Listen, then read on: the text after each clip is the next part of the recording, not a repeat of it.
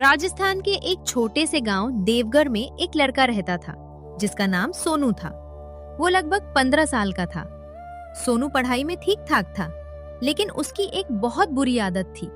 वो छोटी छोटी बातों पर झूठ बोल देता था। शुरुआत में लोग उसकी बातों पर विश्वास कर लेते थे, लेकिन धीरे धीरे गांव वालों को उसकी आदत का पता चलने लगा। एक दिन उसकी माँ ने पूछा, सोनू, क्या तुमने रसोई में रखी मिठाई खाई है? नहीं माँ, मैंने नहीं खाई। जबकि मिठाई उसी ने खाई थी। कुछ देर बाद उसकी छोटी बहन ने उसे मिठाई खाते हुए देख लेने की बात बता दी। माँ ने नाराज होकर कहा, गलती से ज्यादा बुरा झूठ होता है। लेकिन सोनू ने इस बात को गंभीरता से नहीं लिया। उसे लगता था कि थोड़ा बहुत झूठ बोलने से कोई नुकसान नहीं होता। समय बीतता गया, सोनू का झूठ बोलना बढ़ता गया। कभी वह दोस्तों से झूठ बोलता, कभी शिक्षकों से, तो कभी अपने परिवार से। एक दिन स्कूल में गणित की परीक्षा थी। सोनू ने पढ़ाई नहीं की थी। जब शिक्षक ने कम नंबरों का कारण पूछा तो उसने कहा, सर, कल रात मेरी तबीयत बहुत खराब थी। शिक्षक को उस पर दया आ गई, लेकिन असलियत ये थी कि वो दोस्तों के साथ खेल रहा था। उस दिन सोनू बच गया और यही उसकी सबसे बड़ी गलती थी। गांव में एक किसान रहता था, रामलाल। वो बहुत मेहनती और ईमानदार आदमी था। रामलाल का बेटा दीपक सोनू का सबसे अच्छा दोस्त था। दोनों अक्सर साथ खेलते थे। एक दिन दीपक ने सोनू से कहा, मुझे लगता है तुम बहुत ज्यादा झूठ बोलते हो। अरे थोड़े झूठ से क्या फर्क पड़ता है? फर्क तब पता चलता है जब कोई तुम्हारी सच्ची बात पर भी विश्वास करना छोड़ देता है। सोनू ने उसकी बात को मजाक समझकर टाल दिया। कुछ दिनों बाद गांव में वार्षिक मेला लगा। पूरा गांव मेले की तैयारियों में जुट गया। झूले, मिठाइयाँ, खिलौनों की दुकानें और रंग बिरंगी रोशनियां हर तरफ दिखाई दे रही थीं। सोनू और दीपक भी मेले में गए। दोनों बहुत खुश थे। उन्होंने कई खेल खेले और खूब घूमे। तभी सोनू की नजर एक महंगी घड़ी पर पड़ी। घड़ी एक दुकान में रखी थी। वो उसे ध्यान से देखने लगा। दुकानदार बोला, ये बहुत खास घड़ी है बेटा। सोनू ने घड़ी हाथ में लेकर देखी, फिर वापस रख दी। लेकिन उसके मन में वो घड़ी बस गई। अगले दिन गांव में अचानक खबर फैल गई। मेले वाली दुकान से वही महंगी घड़ी चोरी हो गई थी। दुकानदार बहुत परेशान था। गांव के लोग भी चर्चा करने लगे, क्योंकि देवघर में चोरी जैसी घटनाएं बहुत कम होती थी। उसी शाम कुछ लोगों ने बताया कि चोरी से पहले सोनू उस घड़ी को बहुत ध्यान से देख रहा था। बात धीरे धीरे फैलने लगी। जब ये बात सोनू तक पहुंची तो वो घबरा गया। उसने घड़ी नहीं चुराई थी, लेकिन उसे पहली बार एहसास हुआ कि लोगों का भरोसा कितना महत्वपूर्ण होता है। 2 दिन बाद गांव की चौपाल में पंचायत बुलाई गई। दुकानदार ने कहा, मैं किसी पर झूठा आरोप नहीं लगाना चाहता, लेकिन कई लोगों ने बताया है कि सोनू घड़ी को बहुत देर तक देख रहा था। मैंने चोरी नहीं की। लेकिन भीड़ में कुछ लोग फुसफुसाने लगे। कौन जाने, झूठ तो ये हमेशा बोलता है। इसकी बात पर कैसे विश्वास करें? सोनू का दिल बैठ गया। पहली बार उसकी सच्ची बात पर किसी को भरोसा नहीं हो रहा था। घर लौटते समय उसकी आंखों में आंसू थे। माँ, मैंने चोरी नहीं की। माँ ने उसकी ओर देखा। वो जानती थी कि बेटा सच बोल रहा है, लेकिन उन्होंने दुखी होकर कहा, बेटा, समस्या ये नहीं है कि तुम सच बोल रहे हो या नहीं। समस्या ये है कि तुमने लोगों का विश्वास खो दिया है। ये शब्द सोनू के दिल में तीर की तरह लगे। उस रात उसे नींद नहीं आई। वो बार बार सोचता रहा कि आखिर उसने ऐसा क्या किया कि आज कोई उसकी बात मानने को तैयार नहीं है। उसे अपने सारे पुराने झूठ याद आने लगे। अगली सुबह एक और बड़ी घटना हुई। गांव के बाहर पुराने कुएं के पास किसी को एक चमकती हुई चीज दिखाई दी। जब लोग वहां पहुंचे तो वे हैरान रह गए। वो वही चोरी हुई घड़ी थी, लेकिन उसके पास कुछ ऐसे निशान भी मिले जो मामले को और रहस्यमय बना रहे थे। अब पूरा गांव असली चोर की तलाश में जुट गया और सोनू ने ठान लिया कि चाहे कुछ भी हो जाए वो अपनी बेगुनाही साबित करके रहेगा। लेकिन उसे नहीं पता था कि ये रास्ता आसान नहीं होगा, क्योंकि जल्द ही एक ऐसा सबूत सामने आने वाला था जो पूरे गांव को उसके खिलाफ कर देगा। लोग चौपाल, खेतों और दुकानों पर उसी बारे में बातें कर रहे थे। सोनू घर से बाहर निकलता तो उसे लगता जैसे हर कोई उसी को देख रहा है। कुछ लोग उसे देखकर धीमे धीमे बातें करने लगते, कुछ सीधे मुंह बात तक नहीं करते। हालांकि उसने चोरी नहीं की थी, लेकिन उसके पुराने झूठ अब उसके खिलाफ खड़े हो चुके थे। उसे पहली बार समझ आ रहा था कि विश्वास खोना कितना आसान और उसे वापस पाना कितना कठिन होता है। दोपहर में पंचायत फिर बैठी। मुखिया जी ने सोनू को बुलाया। बेटा सच सच बताओ, क्या तुम्हारा इस चोरी से कोई संबंध है? नहीं मुखिया जी, मैंने चोरी नहीं की। भीड़ में से किसी ने कहा, लेकिन कपड़े का टुकड़ा? और घड़ी को भी सबसे ज्यादा वही देख रहा था। हमें तो शुरू से उसी पर शक था। सोनू का चेहरा उतर गया। वो जितना सफाई देता, लोग उतना ही कम विश्वास करते। घर लौटते समय उसका दोस्त दीपक उसके साथ था। कुछ देर दोनों चुप रहे। फिर दीपक बोला, मैं जानता हूँ कि तुमने चोरी नहीं की, लेकिन कोई मेरी बात क्यों नहीं मान रहा? क्योंकि तुमने पहले बहुत बार झूठ बोला है। लोग अब सच और झूठ में फर्क न रहे। सोनू के पास इसका कोई जवाब नहीं था। उस रात वो देर तक जागता रहा। उसे अपने जीवन की हर छोटी बड़ी झूठी बात याद आने लगी। माँ से झूठ, शिक्षकों से झूठ, दोस्तों से झूठ। हर बार उसने सोचा था कि इससे कोई नुकसान नहीं होगा, लेकिन आज वही झूठ उसके सामने पहाड़ बनकर खड़े थे। उसने मन ही मन फैसला किया कि अब चाहे कुछ भी हो जाए, वो कभी झूठ नहीं बोलेगा। लेकिन फिलहाल सबसे जरूरी था अपनी बेगुनाही साबित करना। अगले दिन सोनू और दीपक खुद सुराग ढूंढने निकल पड़े। वे मेले वाले मैदान में पहुंचे। उन्होंने दुकानदारों से बात की। अधिकतर लोगों ने कुछ खास नहीं देखा था। फिर एक बूढ़े खिलौना विक्रेता ने कहा, चोरी वाली रात मैंने किसी को दुकान के पीछे भागते देखा था। कौन था? अंधेरा था बेटा, चेहरा नहीं देख पाया, लेकिन वो तुम नहीं थे। वो तुमसे थोड़ा लंबा था। ये सुनकर सोनू को थोड़ी उम्मीद मिली। कम से कम कोई ऐसा व्यक्ति था जिसने उसे चोर नहीं माना। दोनों आगे जांच करते रहे। तभी दीपक की नजर एक बात पर गई। मेले के पीछे कीचड़ में कुछ पुराने पैरों के निशान अभी भी हल्के हल्के दिखाई दे रहे थे। निशान बड़े आकार के थे, सोनू के पैरों से काफी बड़े। दीपक बोला, अगर ये चोर के निशान हैं, तो ये तुम्हारे नहीं हो सकते। दोनों ने उस जगह को ध्यान से देखा। निशान गांव के बाहर बने पुराने गोदाम की दिशा में जा रहे थे। गोदाम कई वर्षों से बन पड़ा था। गांव वाले शायद ही कभी वहां जाते थे। सोनू और दीपक धीरे धीरे वहां पहुंचे। अंदर अंधेरा था, चारों तरफ धूल और जाले थे। अचानक उन्हें किसी के बात करने की आवाज सुनाई दी। घड़ी बेचने की जल्दी मत करो, अभी पूरा गांव उसी की तलाश में है। क्या असली चोर रमेश था? वे और ध्यान से सुनने लगे, लेकिन तभी सोनू का पैर एक सूखी लकड़ी पर पड़ गया। कौन है वहाँ? दोनों घबरा गए और भागने लगे। रमेश भी उनके पीछे दौड़ा। किसी तरह वे खेतों के रास्ते भागकर बच निकले।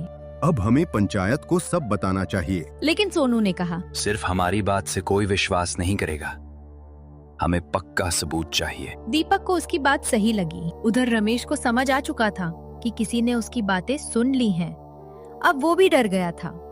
उसे लगा कि जल्द ही उसका राज खुल सकता है, इसलिए उसने एक नई चाल चलने का फैसला किया। उसी रात उसने चोरी हुई घड़ी के मामले में ऐसा झूठ फैलाया जिससे पूरा गांव फिर से सोनू के खिलाफ हो गया। सुबह जब सोनू घर से निकला तो उसने देखा कि कई लोग उसे गुस्से से घूर रहे हैं। कुछ लोग तो उसे देखकर रास्ता बदल रहे थे। उसे समझ नहीं आया कि रातों रात क्या बदल गया। तभी चौपाल से एक आदमी दौड़ता हुआ आया और बोला, सोनू, पंचायत ने तुम्हें तुरंत बुलाया है। सोनू का दिल जोर जोर से धड़कने लगा। उसे अंदाजा नहीं था कि रमेश ने कौन सी नई चाल चली है, और अगर वो जल्द ही सच्चाई साबित नहीं कर पाया तो शायद पूरा गांव हमेशा के लिए उसे चोर मान लेगा। सोनू जब चौपाल पहुंचा तो वहां पहले से ही बड़ी भीड़ जमा थी।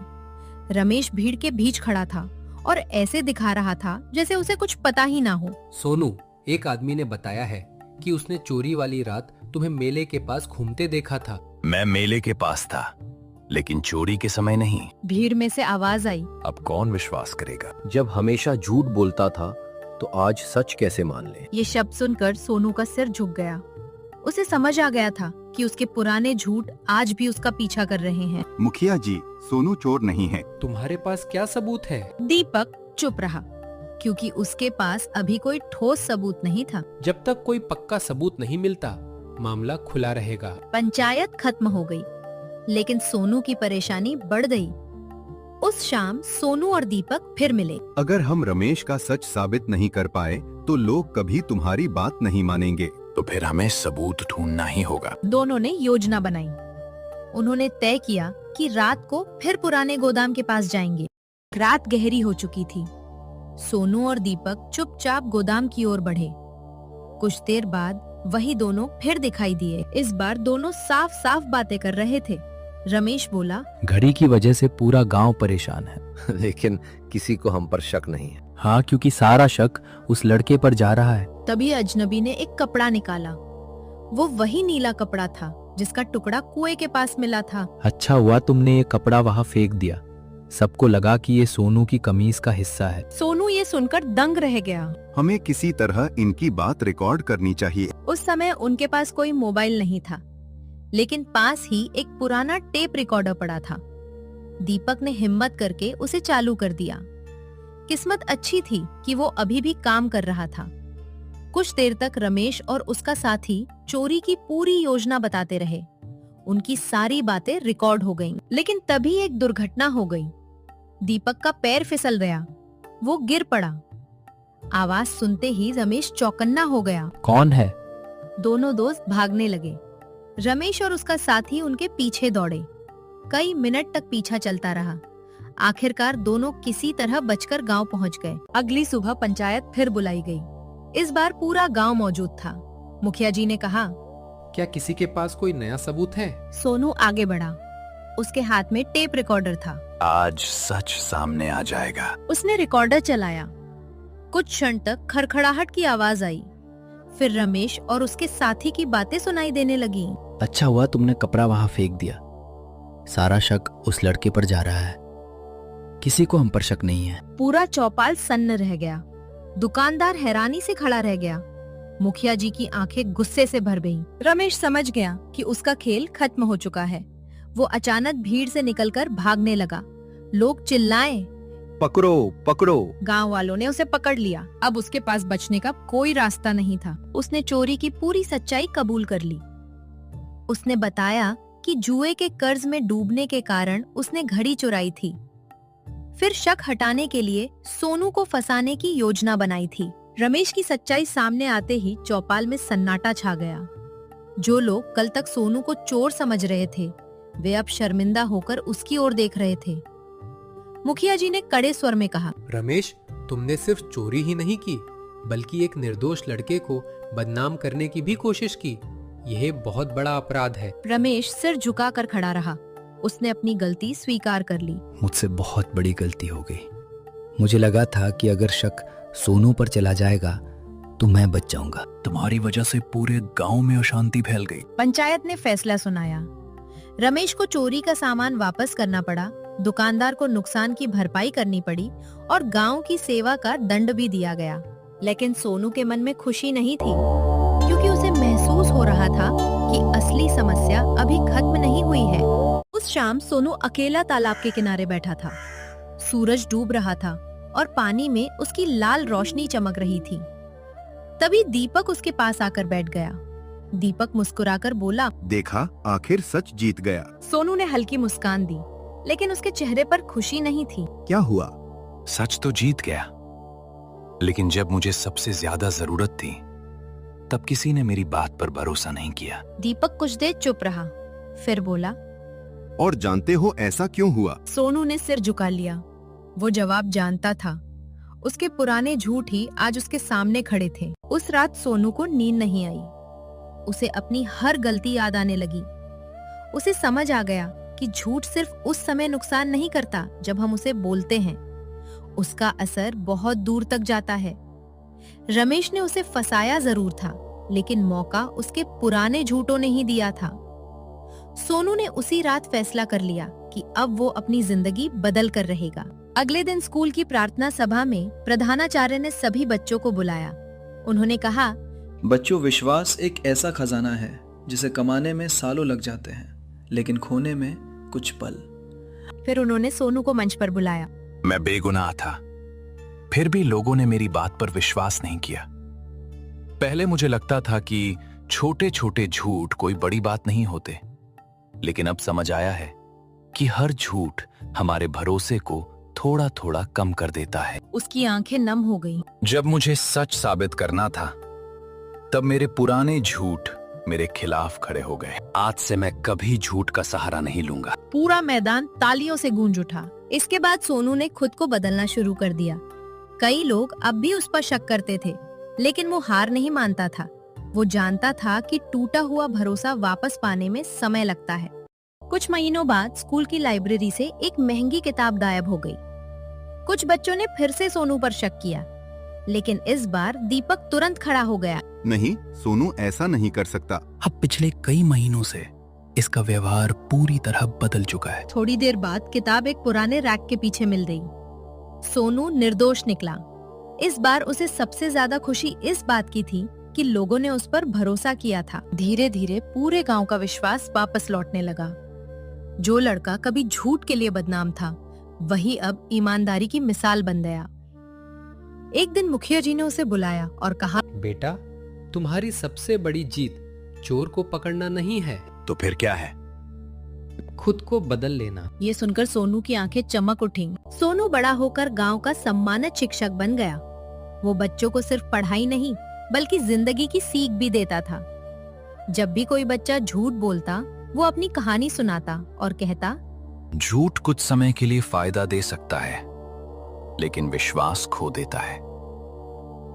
सच्चाई का रास्ता कठिन जरूर होता है, पर अंत में वही सम्मान और भरोसा दिलाता है। डूबते सूरज के साथ सोनू की पुरानी कहानी खत्म हुई और एक नई, बेहतर जिंदगी की शुरुआत हुई।